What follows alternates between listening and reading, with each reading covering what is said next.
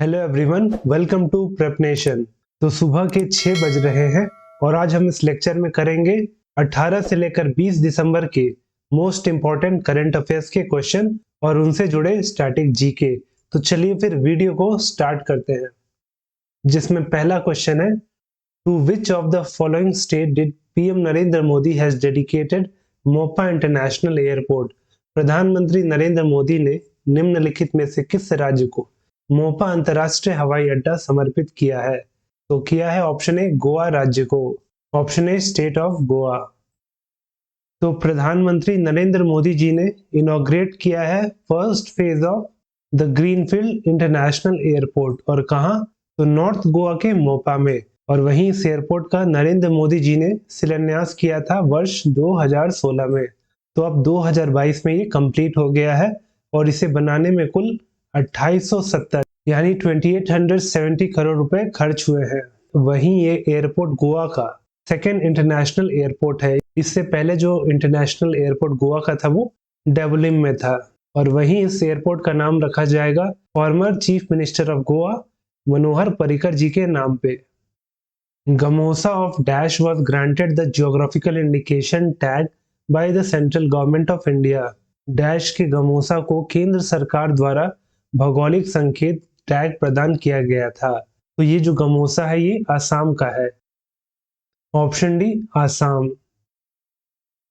तो गमोसा या गमोचा दोनों ही बोलते हैं, जो कि एक आसामी टावल या स्कार्फ है जिसका आसाम की संस्कृति में बहुत बड़ा स्थान है। और वहीं इसे अब भारत सरकार ने ज्योग्राफिकल इंडिकेशन टैग ग्रांट किया है। और वहीं इसके लिए असम ने 5 वर्ष पहले यानी कि 2017 में इसको जीआई टैग कराने के लिए एप्लीकेशन फाइल किया था। और वहीं 5 साल बाद इसे जीआई टैग ग्रांट हुआ है। और वहीं आप देख सकते हैं फोटो में कि जो गमोसा होता है वो व्हाइट और रेड पैटर्न में एक कॉटन कपड़ा होता है, जिसका बॉर्डर एरिया जो होता है वो रेड कलर में होता है। और वहीं इसका इस्तेमाल जो आसाम के लोग करते हैं वो डेली एक्टिविटीज, और वहीं इसके साथ ही गमोसा को किसी बड़े बुजुर्ग या गेस्ट सबको भी दिया जाता है in mark of respect and honour.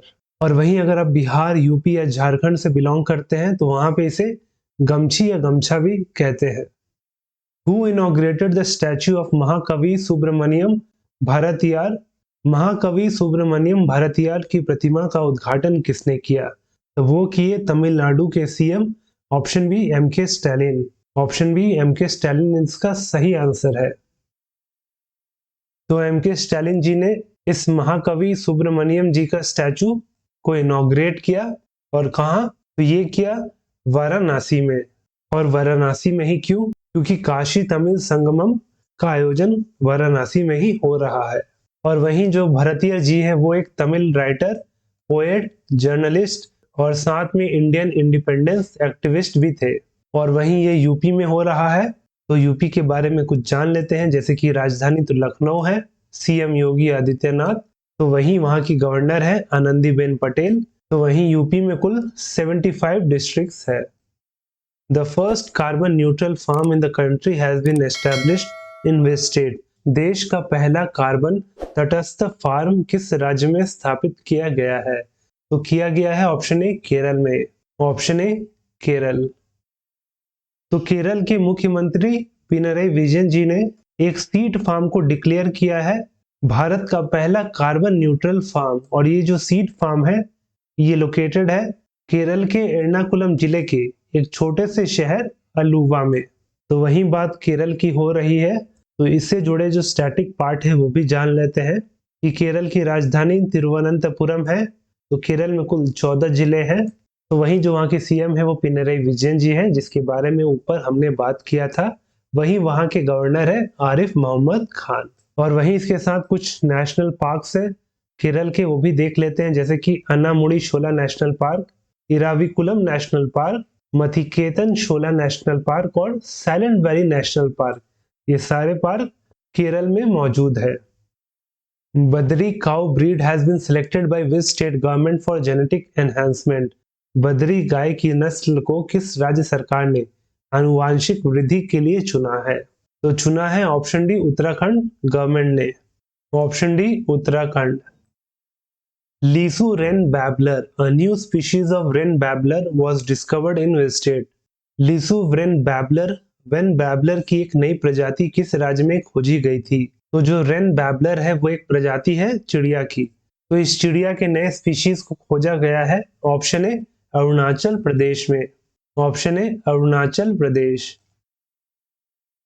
और इसे खोजा है कर्नाटक, तमिलनाडु और केरल के बर्ड वॉचर्स द्वारा।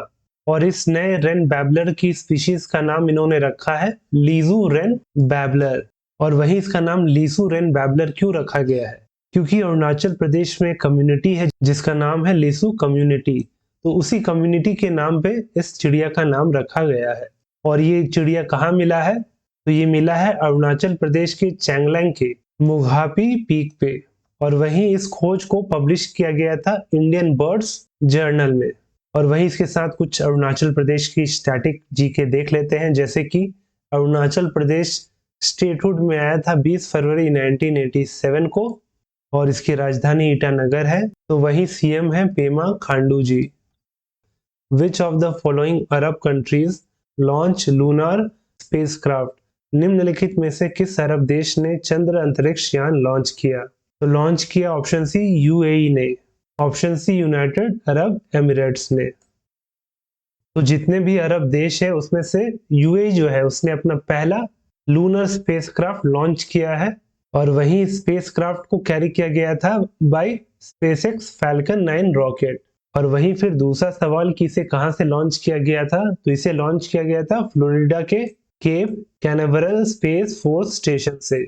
और इस स्पेसक्राफ्ट को बनाया था दुबई का मोहम्मद बिन राशिद स्पेस सेंटर ने।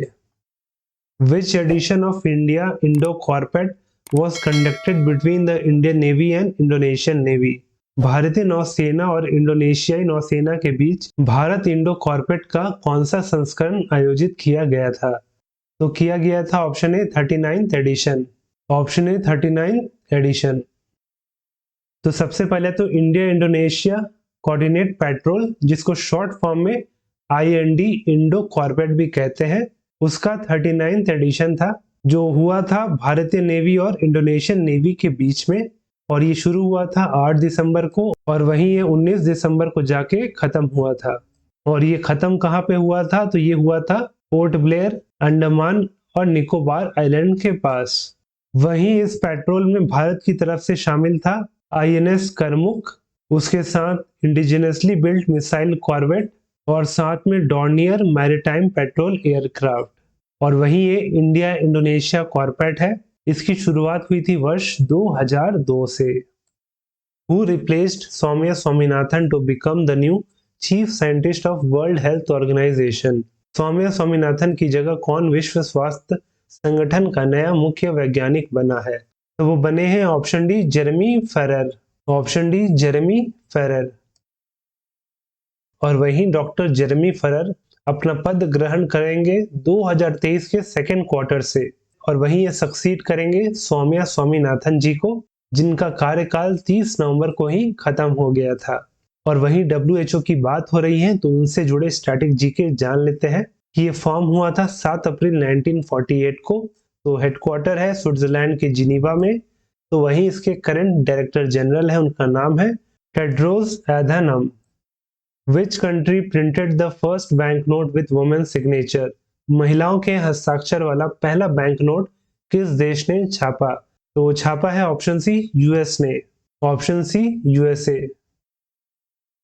तो जो यूएस का ट्रेजरी है, जिसे कि वहां का फाइनेंस मिनिस्ट्री भी कहते हैं, उसने प्रिंट किया है यूएस का पहला करेंसी नोट जिसमें 2 महिलाओं का सिग्नेचर शामिल है। और वो 2 महिलाएं कौन है? तो वो है सेक्रेटरी ऑफ ट्रेजरी, यानी कि वहां की फाइनेंस मिनिस्टर जैनेट येलेन और लिन मैलेरबा। इन दोनों को आप यहाँ फोटो में देख सकते हैं। इन दोनों ने अपना साइन किया हुआ नोट जो है हाथ में पकड़ा है। और वहीं ये साइन हर नोट पे नहीं है, ये सिर्फ और सिर्फ $1 के नोट और $5 के नोट पे इनका साइन देखने को मिलेगा। और वहीं यूएस की बात हो रही है तो यूएस की जो कैपिटल है वो वॉशिंगटन डीसी है, करेंसी यूएस डॉलर। और वहीं इसके साथ वहां के जो प्रेसिडेंट है वो है Joe Biden. Which edition of Kathmandu International Mountain Film Festival was organized in Kathmandu? Kathmandu international mountain film festival का कौन सा संस्करण आयोजित किया गया था? तो किया गया था ऑप्शन सी 20वां संस्करण, ऑप्शन सी 20th एडिशन। तो Kathmandu international mountain film festival का 20वां एडिशन का आयोजन किया गया था। और वहीं इस काठमांडू फिल्म फेस्टिवल का जो इस साल का थीम है वो है सस्टेनेबल समिट। और वहीं भारत की तरफ से हिंदी फिल्म आईना, जिसे डायरेक्ट और प्रोड्यूस किया है सिद्धांत सिरी ने, उसको इस फिल्म फेस्टिवल में शोकेस किया जा रहा है। The largest commercial jet terminal in the country open at which cities airport? देश का सबसे बड़ा वाणिज्यिक जेट टर्मिनल किस शहर के हवाई अड्डे पर खोला गया है? तो खोला गया है ऑप्शन डी कोची शहर में, option D Kochi. Who is the winner of FIFA World Cup 2022? FIFA विश्व कप 2022 का विजेता कौन बना? तो वो बना option B Argentina, option B Argentina. तो जो कतर में फीफा वर्ल्ड कप चल रहा था, जिसकी शुरुआत 20 नवंबर को हुई थी और उसका समापन हुआ 18 दिसंबर को। और वहीं इस फीफा के फाइनल में अर्जेंटीना ने फ्रांस को पेनल्टी शूटआउट में 4-2 से हरा के अपना तीसरा वर्ल्ड कप हासिल किया। और वहीं जो अर्जेंटीना है उसने अपना पिछला वर्ल्ड कप 36 साल पहले जीता था। और वहीं 2022 के फीफा वर्ल्ड कप में जो गोल्डन बॉल का अवार्ड गया वो अर्जेंटीना के लियोनेल मेसी को गया। और वहीं इसके साथ गोल्डन बूट मिला किलियन एम्बापे को, जिन्होंने फाइनल में हैट्रिक गोल स्कोर किया। और वहीं टोटल अब तक 8 गोल इस फीफा में ये दाग चुके हैं। और इसके साथ ही young player of the tournament award गया है अर्जेंटीना के एंजो फर्नांडिस को। और वहीं इसके साथ गोलकीपर ऑफ द टूर्नामेंट का भी जो अवार्ड गया ये अर्जेंटीना के गोलकीपर एमिलियानो मार्टिनेज को गया, क्योंकि पेनल्टी शूटआउट में यही थे जिन्होंने अर्जेंटीना को ये वर्ल्ड कप जिताया। BWF world tour finals were held in which of the following place? BWF world tour final निम्नलिखित में से किस स्थान पर आयोजित किया गया था? तो इसका आयोजन हुआ था ऑप्शन ए बैंकॉक में, ऑप्शन ए बैंकॉक। तो सबसे पहले ये 2022 BWF वर्ल्ड टूर का 5वां एडिशन था और इसका आयोजन हो रहा था बैंकॉक के थाईलैंड में। और वहीं इसमें कुछ इंपॉर्टेंट चीजें हैं, वही हम इसमें कवर करेंगे। सबसे पहला है कि मेंस सिंगल टाइटल में विक्टर एक्सेलसेन ने, जो कि डेनमार्क के हैं, उन्होंने हराया इंडोनेशिया के एंथनी सिनिसुका गिंटिंग को। और वहीं वुमेन्स सिंगल्स में जापान की अकाने यामागुची ने हराया ताई जू यिंग को। और वहीं अगर भारत के पॉइंट ऑफ व्यू से बात करें तो भारत के शटलर HS प्रणॉय ने, जो फाइनल ग्रुप ए का मेंस सिंगल मैच हो रहा था बैंकॉक में, उसमें उन्होंने हराया वर्ल्ड नंबर 1 विक्टर एक्सेलसेन को। लेकिन अनफॉर्चुनेटली जो HS प्रणॉय है उन्होंने इस BWF के फाइनल में क्वालिफाई नहीं कर पाए। Name the Indian cricketer who has become the fastest double centurion in men's one day international? उस भारतीय क्रिकेटर का नाम बताएं जो पुरुषों के एक दिवसीय अंतरराष्ट्रीय में सबसे तेज दोहरा शतक बनाने वाला खिलाड़ी बन गया है। तो बने हैं option B Ishan Kishan, option B Ishan Kishan. और इन्होंने किसका रिकॉर्ड तोड़ा है? तो तोड़ा है वेस्ट इंडीज के क्रिकेटर क्रिस गेल का, जहां ईशान किशन ने 126 बॉल में 200 मारा, तो वहीं क्रिस गेल 138 बॉल में 200 मारे थे। वहीं इसके साथ ही ईशान किशन बन गए हैं 4th Indian after Sachin Tendulkar, Virender Sehwag और रोहित शर्मा, जिसने वनडे में 200 स्कोर किया हो। Who was named the ICC player of the month for November? नवंबर के लिए ICC player of the month किसे नामित किया गया? तो आप याद रखिएगा, नवंबर महीने का जो ICC प्लेयर होता है वो दिसंबर में आता है, और जो दिसंबर में ICC प्लेयर बनता है उसका लिस्ट अगले साल जनवरी में रिलीज होगा। तो नवंबर का ICC player of the month बने हैं option A Jos Buttler, option A Jos Buttler. तो जॉस बटलर जो कि इंग्लैंड क्रिकेट टीम के T20 कप्तान है, वो नवंबर महीने के ICC player of the month बने हैं। और वहीं इसके साथ women player of the month का अवार्ड गया है नवंबर महीने का पाकिस्तान की सिद्रा अमीन को, और ये अवार्ड इन्हें दूसरी बार लगातार दिया गया है। और वहीं ICC की बात हो रही है, तो आईसीसी का जो हेडक्वार्टर है वो दुबई में है और ये फॉर्म हुआ था 15 जून 1909 को।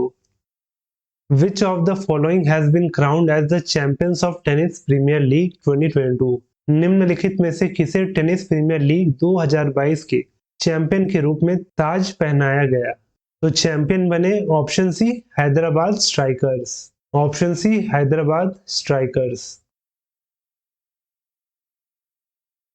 और सबसे पहले तो इस टेनिस प्रीमियर लीग का 4th एडिशन था जिसका आयोजन महाराष्ट्र के पुणे में हो रहा था और वहीं इस फाइनल में हैदराबाद स्ट्राइकर ने मुंबई को 14-6 से हरा के टाइटल अपने नाम किया।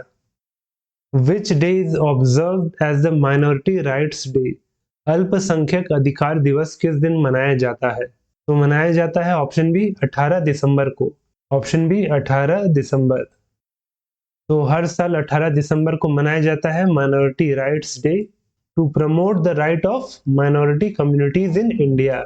और वहीं इसकी जो शुरुआत हुई थी वो दिसंबर 18 1992 में हुई थी और वहीं इस साल का जो थीम है all in for minority rights है।